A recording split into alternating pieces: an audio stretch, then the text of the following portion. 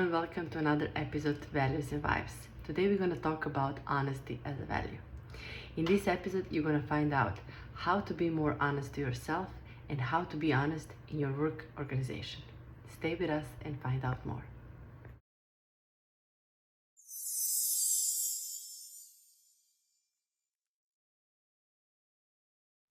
Hello and welcome to another episode of Values and Vibes. Today we're going to talk about honesty as a value. Louisa, can you share definition of Revalid 180? Yes, our definition of honesty is to engage with myself and others in a transparent and truthful manner. Yeah. This value is near and dear to my heart because this value began my journey with building Revalue 180. Because when I studied Wall Street in personal values, and I wasn't working with values cards. I mean, well, we were, but in a very different manner. It was before the model. It was kind of obviously the research in support of what has been created now. But the top value among all the individuals that participated in my dissertation, which was taking part in acceptance and commitment therapy training, the top value was honesty / or transparency. And the interesting thing about all of these Wall Street types was that they said that that's something that was most important to them, but they found it difficult to reconcile in an often dishonest world of finance. So I think that this one is near and dear to my heart because I think it was the cornerstone of what I wrote about in my dissertation, studying values and Wall Street. So, but honestly, I think that's that's the value that you want to raise, that you think about when you're talking to, your children as they grow, to be honest, to tell the truth. But what I learned most from writing that dissertation is the important part of values and the evolution of values. And we've talked about that in other episodes. And what we believe to be honesty isn't as black and white as when you're children. Did you lie did you take that piece of candy even though mommy told you not to? Did you cheat on that test at school even though you're not supposed to cheat? I mean, those are very kind of black and white questions. But as you grow and as you change, it's not that you become dishonest, but you have to evolve what that honesty might mean, because you're only allowed to maybe give certain information in certain situations, especially at work. You can only be as transparent as possible to subordinates when you get certain sensitive information. You might not tell somebody all the details around a situation as to not maybe, to kind of, comfort them when they are receiving harsh news. They don't want to hear the worst details. But that's kind of one of the most important things that we talk about when we give reports to people about their values is the overuse or underuse of values and the evolution of these terms in our life. I mean, honesty is a border value and it actually sits between regulation and personal empowerment. And I can really see that because it's not about just being transparent with other people, which is regulation, really. It gives consistency and structure to your social life and your social frameworks and your beliefs. But the personal empowerment side is being honest with yourself. And how can you succeed if you're not being transparent and truthful with yourself and your own objectives and your own goals and how you behave in order to take the next step? So I love where it sits in the model and why it sits there. And it's a great border value. I don't think we've done a border value yet. So did we do fairness? I don't know. Do we do broad-minded? Not sure. But either way, I think this is such a nice border value to show how it complements both sides of the zones.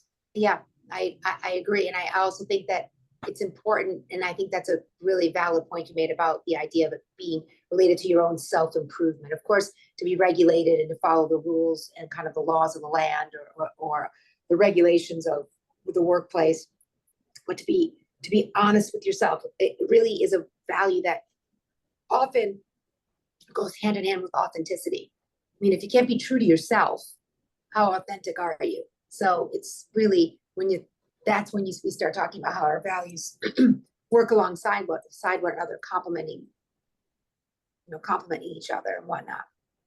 And I wonder on that note, because I kind of hear honesty and I don't think I would have perhaps prioritized it. But what we often say to people doing the training, especially if I'm working with them and you see that they're struggling a bit towards the end, often what people will start to do is they will pick a value out because it encompasses maybe two other ones, and it actually was a value that overarched some of the others. And for me, truth, loyalty, respect, all values and regulation are ones I prioritize, are important to me, and they create honesty in my life.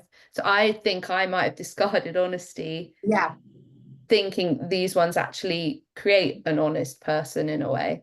And that's exactly what the beauty of the model is that these values kind of can encompass others. What one person views as honesty, one views as, transparency or loyalty or order. I mean, they all do kind of, fall in line with each other as they kind of complement one another. Very true. But tell me, when you're like in working environment, there is a rule that you can be honest. You can be honest, but it cannot be longer than 2 sentences. If you're talking too much and you're honest, you're making yourself it's not a favor for you. So you can be honest, but it cannot be more than 2 sentences. It could be short. Oh, true. That's right. Because then my you mom don't used have to time say that. And I think that's really good, because give you like a boundary around yourself. You have your opinion. And I agree. And I think that's such a great skill that I wouldn't say that I always have. I think I try to be truthful and honest all the time, but I have this friend that I grew up with, once I left the East Coast and we moved to the Midwest. So I was like a teenager, or maybe young teenager, 13 or so. I met her, and she was, this beautiful, good athlete, confident. She wasn't so interested in like being the best student. She was just an average student, but she kind of had it all. She was that all well-rounded, all-American girl. What was amazing about her is she said what she meant. Like if someone said, "Oh, I'm having people sleep over tonight, it's sleepover. Do you want to come?" No, I don't want to come. I'm really tired this weekend. Where other people, we worry about, "Oh, I don't want to hurt their feelings," and, "Oh, I can't really go." But she was always just very direct. And I don't think that that's an easy thing to always be. I think that's pretty amazing. Yeah. Well, you shelter it into, "Can I be honest?" And then you try and be direct.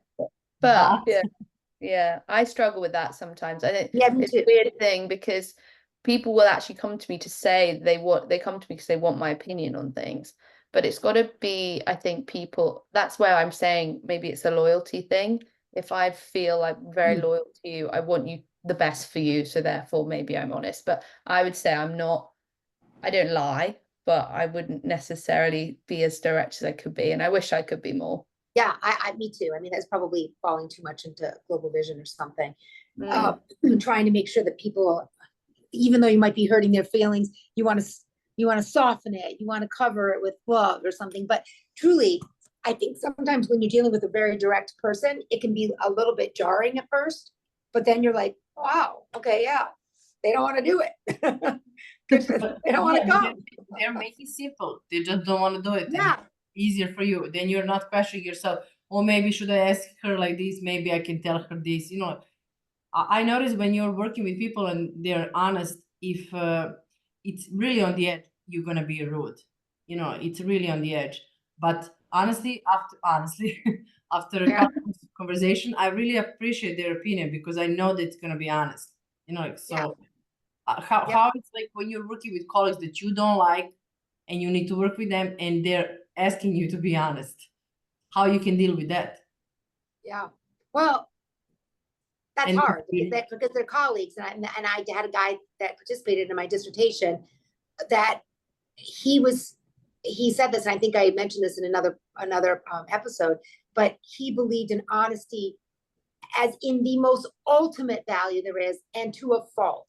And he actually said that, he was from Ireland, or he's from Ireland. He actually said that he was willing to sacrifice climbing the corporate totem for his honesty. But that meant, but that was something that we had to really talk about in like development, kind of sessions after that. Because, if you're honest to a fault and you're telling your boss that you don't like his tie, or you can't stand the way he runs his meetings, I mean, that's a little bit of stupidity.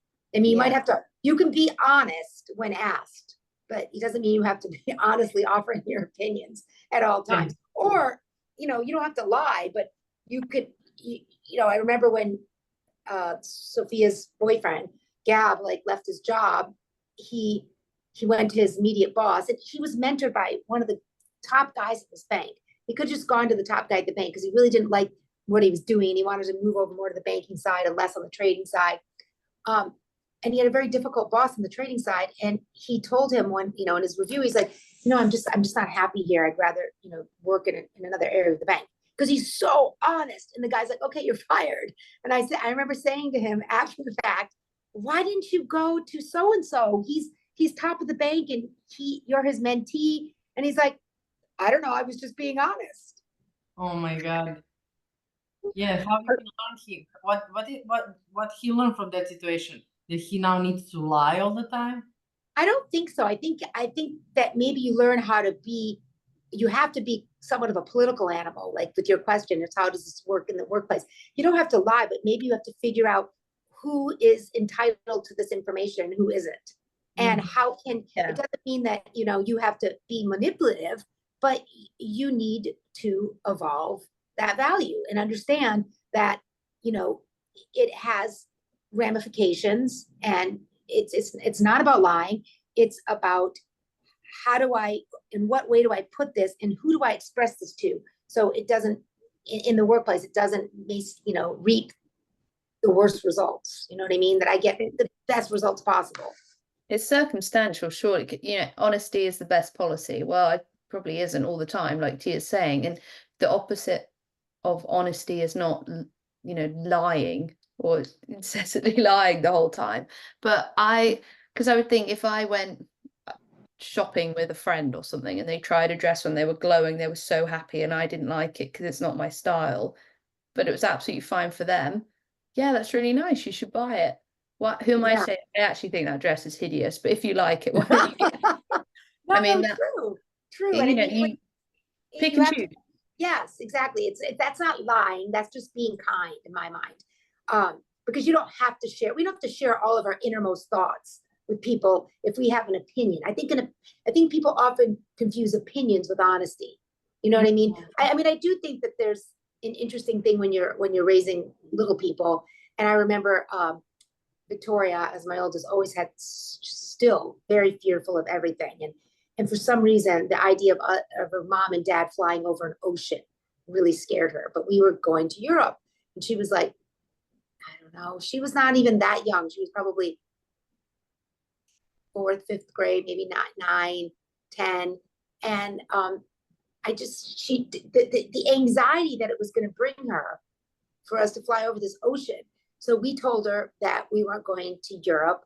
We were going to Texas. that didn't necessarily work out very well, because there was a Texan, the father of one of her friends at school, who saw her the next day at school, because she was with, you know, maybe my mom was staying with them, I don't remember. And she said, oh, Mr. So-and-so, guess what? My mom and dad are in Texas. Where are you from? And he goes, no, they're not. They're in Europe. So I'm not sure what to tell parents on that front, because I don't know.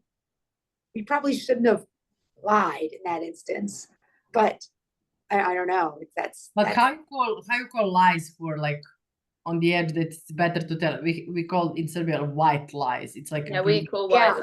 It's a white lie. It's harmless.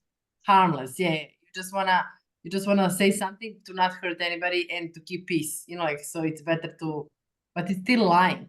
Also in our religion, if you're not honest, you're lying immediately. You know, like, so. Yeah, fire and brimstone. Yeah, going down. To choose. But also, I agree about opinions. When you give your opinion, it doesn't mean that it's gonna suit everybody. You know, you just let them buy that hideous dress. I think about dogs and how sad it is when you leave the dogs. Even I was just with my parents, and Stewie obviously is trying to go with me all the time, because he knows I'm leaving him again with the geriatrics, and he loves them, but he knows that, you know, I'm his original mother. And so I just think about with animals, you have to kind of lie to them. Mommy's going to work, you know what I mean? Because they get really nervous when you leave. They don't have any structure of time, but I know that sounds ridiculous, and it's just an animal, but think about the things you say to animals to kind of because they understand a lot of language, you know. It's kind of funny. They can tell your body language too. Yeah, Apparently, well, voice. now I'm digressing a lot. You're not meant to really give them any attention when you leave the house, because actually you should make it as normal a situation as possible. So you should just literally walk out and not even look at them. But that breaks my heart. Yeah, so Oh, much. true. What? Yeah. They're so sad. Yeah. Anyway. And tell How we me, got to okay, this. we now talk about honesty, and it's always like you're gonna hurt somebody, you're gonna give your opinion, everything. But can you tell me when you're honest with yourself? And I have this practice, maybe girls, you're gonna start doing also. I'm asking myself every day what I'm doing from fear and what I'm doing from love, you know. And honestly, I noticed that I'm more honest to myself what I'm really doing because I should do it, and what I'm doing because I really love it. And I think that's my way to practice, to be honest to myself, honestly. Honestly. That's good. That's really actually a good point, because I think that honesty with yourself often maybe can be linked to that kind of gut, and you're often not being honest with yourself. And I think I've had to learn that as a CEO of a startup now, and that I don't always follow my gut. And I think that that's not, and I know women are more prone to having gut reactions, but is that gut reaction really just exactly what you just said? Am I doing something because I feel pressure and it's what it seems like it's the right thing to do? Or am I loving myself and the situation enough to really be honest and say, okay, this is not really what I want or what I think is best for my company? I think that's been probably the hardest lesson for me to learn.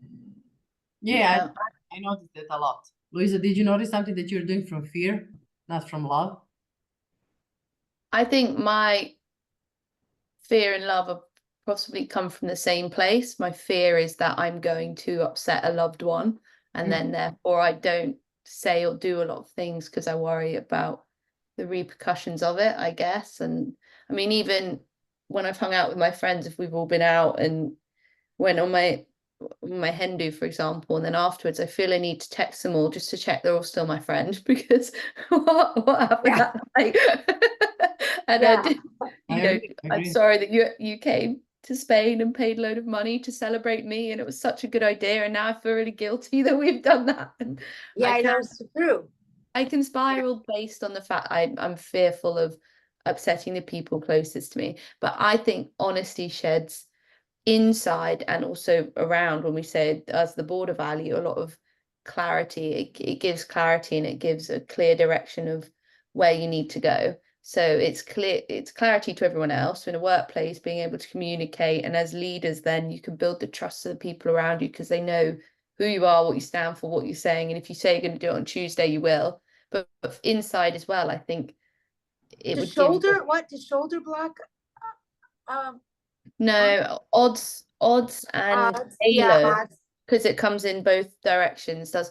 But anchor, actually, which we are considering changing to magnet, supports honesty, which makes sense because that's one I've chosen. So I think if I've gone back to that space, it makes sense. It's pulling it, you know what I mean? It's supporting that feeling. But it creates that consistency, because you can then be honest in what direction you want to go in. So completely agreed. Good point. Can you tell me this? If I'm honest and I'm late for work, or if I have a project to finish and I'm not, if I just say, sorry, I was lazy and I was in bed, how that would sound to my boss or whoever I'm working for, and I'm just trying to be honest.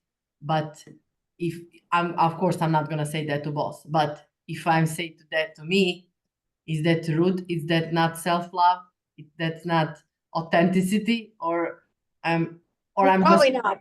That's a difficult one, because. But I think I would say that's honestly, I would say this goes back to circumstance, but this is where honesty sits in personal empowerment, because this has happened to me at my last job. I used to have to drive over an hour to get out of London to this job, and one day my alarm just didn't go off, and I woke up 10 minutes before I was meant to be there, with over an hour drive during rush hour. So I just said that my car wouldn't start, and I was trying to get someone out to come and jump start my car, because my boss, the panic that I would have given then and the ag I would have got didn't seem worth me actually saying, because of the relationship I had with them at the time. It's very different with Tia. I would have just said, because we have an honest both ways, you know, and I have more, we have a better relationship essentially. So that helped me in terms of personal empowerment, because it didn't affect how I looked as an employee. I could go back there. It didn't matter. I stayed the same amount of that day and did the same amount of work I needed to do. So what was the point in doing that to my character, to the person I didn't really trust fully, that you thought maybe they would hold that against you forever because they're just weren't, it wasn't. I know it is tough. I always say to my daughters that if you're going to try to get out of something, especially like if you have to move a meeting or do something, and something that's because it's more personally based and you have something you really want to be doing, just not to say you have a family emergency when you don't, because I always feel like that's putting like karma. But you have Tia, you have the odds blocker. That's what's happening. Yeah, exactly. I just feel like you don't want to say it's a family emergency. I agree with that. Yeah. I mean, that's the whole idea of the evolution of values. Is that a lie? Yeah. But like I overslept. I mean, you're right. And I think it depends upon like the relationship you have with that employer. And I think that's kind of survival of the fittest in a sense. You got to survive. I mean, if you're a person who's chronically late and they know that every time you come in, oh, my dog was sick. Oh, got to go to, oh, I cut my foot on the way into work. I mean, then I think it becomes, you're just being a dishonest person. But this is where I think it goes back to my point I was making, that when you have honesty in an organization, in a culture of an organization, the leaders are the ones who really need to be the ones who create that. Because I would feel very comfortable being honest with you, Tia, because you've created an honest environment for everyone, and an environment where we have a lot of regulation values that sit around it, of trust and respect and things like that, where it's a two-way street. And that's a social framework we can all navigate within. And that's the importance of it. People don't want to be honest back to a leader or a manager that's not giving them honesty. Yeah. So it's very important, I think, for a manager or a leader to know how they can be as honest as possible with employees. It's probably a very important value at a leadership level. Yeah, and I kind of think that when it comes down to honesty, and I appreciate that you feel that way, Louisa, but I think that the way that it comes down to in kind of in a workplace environment with that kind of mutual feelings of honesty is it works on the other side. I think that that's where you can feel taken advantage of sometimes, because you honestly want to trust the people that work with you, especially in a startup, and you don't want to be micromanaging them, and you want to trust that if they have things to do, they're going to get their work done anyway. And I think that comes down to hiring, having value-based hiring. I think that's why we're getting so much interest, to be fair, from these possibly very big clients to use our model for curating talent, for hiring talent, because I think that they want to have a system in which they can hire employees in an honest manner. Like, you know, they have the skills and knowledge, but honestly, do they fit with this company? Do they echo the things that we echo? So I think that it's in a sense, kind of almost what we always end up thinking and saying at the end of discussing one of these really important values, is that honesty is basically kind of almost sits around the atlas in that kind of space. I always say that, where you have that kind of gravitational pull to that global atlas. It's like honesty is kind of, in order to kind of, it almost is like that courage value, that if you don't have courage, then you almost can't practice any value.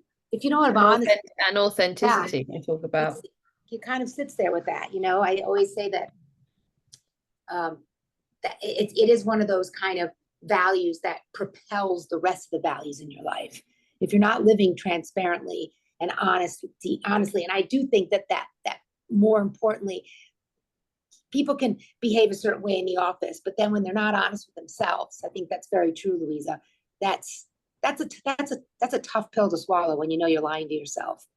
You know, when you're lying to yourself, even relationships you're in, you're not in a good marriage or have a good partnership, and you're staying there and it's not authentic and it's not honest, nothing is right. So it's kind of like nothing is right with the world and even the practice of the other values. If you can't be as honest with yourself as possible, obviously knowing that honesty evolves with changing circumstances of one's life. Mm. So where you can be honest, only in relationship with people who, even if it's your boss, even if it's your colleague, even if it's your husband or wife or friend, only for you can be honest with people who doesn't see that like a mistake. They're not gonna punish you because you're honest. I guess, except that like my girlfriend, who I'm going to see, I usually see them once a summer, these friends that I grew up with, I think that she would always be honest. And I think that that maybe has affected her in her life. But I think it's like, and I mean, she's mostly been at home with her kids for most of her, kind of adult life. So I imagine that it's been her friend in her marriage and her friendships. I think she's probably had suffered some hurts with people around her that are intimidated by her honesty. But I think that, I think it's really an amalgamation of the person you are. And I think that it's something to be admired for someone to be direct and honest in all aspects of their life. I think it's something I work on every day. I think I'm try to be as honest and transparent with the people around me, but I think that often when I'm lying to myself about situations, I'm not being very honest and authentic. So I think it's about, I liked the way you put, am I doing things out of fear? Am I doing them out of love? And that's a great definition of honesty, Milena. I think you can, so values are the compass, right? They're our drivers, they're our motivators, there's what's pushing us. And they then come out in our behaviors. So how honesty comes out to Tia's friend might be very different to how honesty manifests for me. Like when we talked about money in that episode, some people will just spend money on themselves, and some people actually will spend money on charities and the greater good. It just depends on how things emerge and how things come out. So some people might use honesty where it's just kind of wind people up, but they don't realize they're doing it and it's too much. Yeah. And then it's about understanding where's the balance with that value. Yeah. So when can I be honest?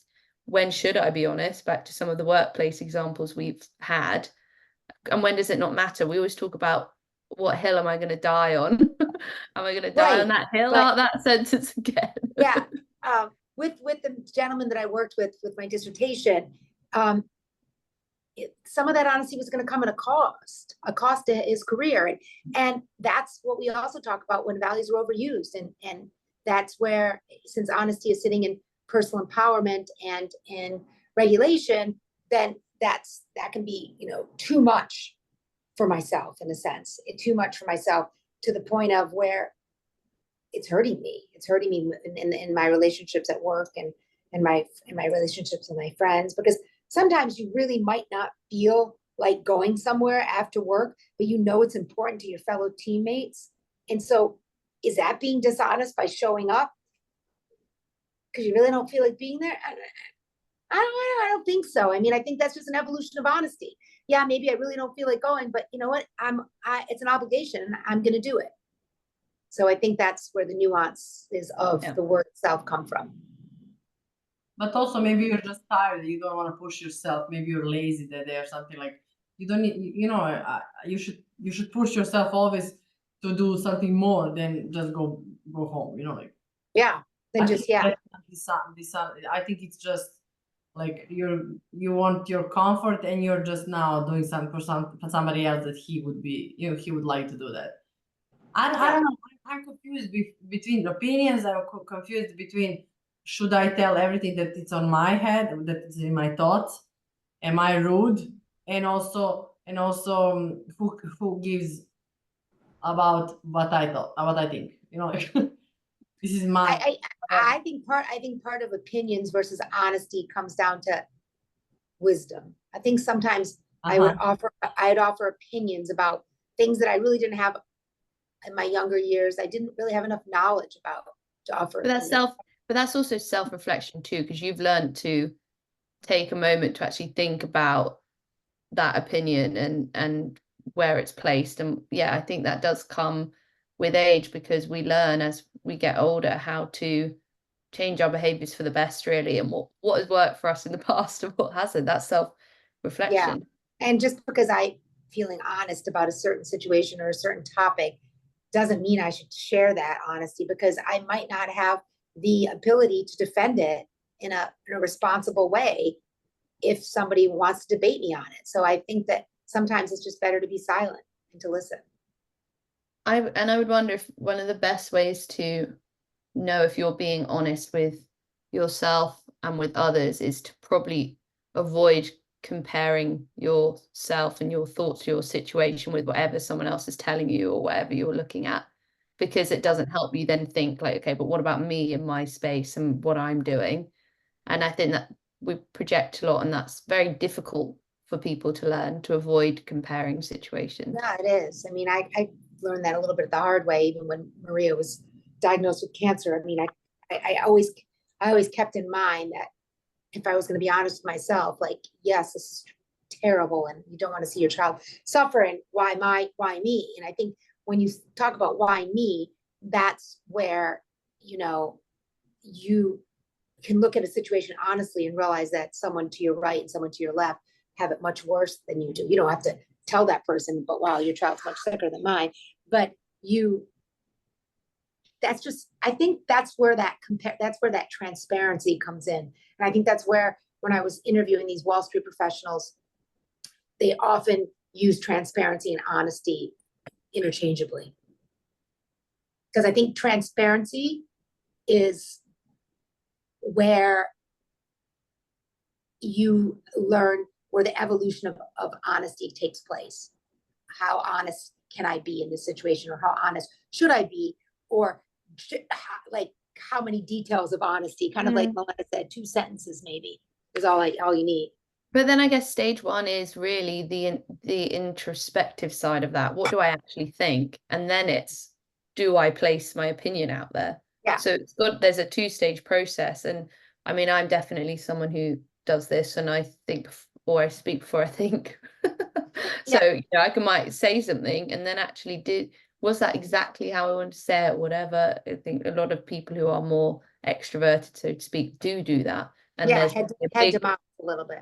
Yeah, there's a big moment of self-reflection that comes with honesty, it comes with transparency to get your point across properly. Agreed.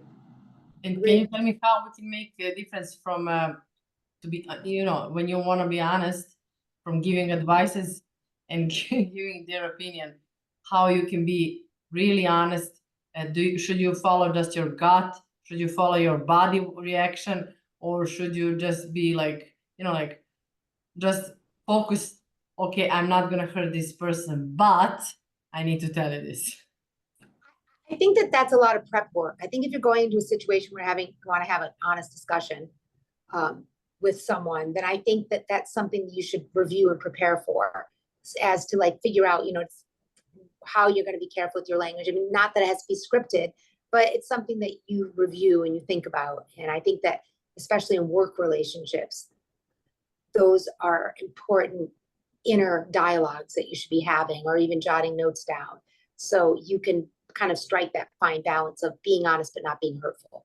Mm-hmm. Yeah, there's got to be a level of respect. I mean, my life is not anyone else's out of the billions of people on this planet, so I've got to respect that. So with honesty, you've got to rein it in, got to put a collar on it and tame it, and know where it's best placed, because my life is my life and I'm not living anyone else's. So it's got to be a level of, be honest with what you think, but then understand in what situations you need to, or you want to, give those opinions.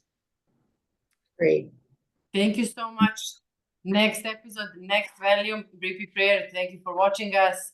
Thank you, Louisa. Thank you, Tia, and see you soon.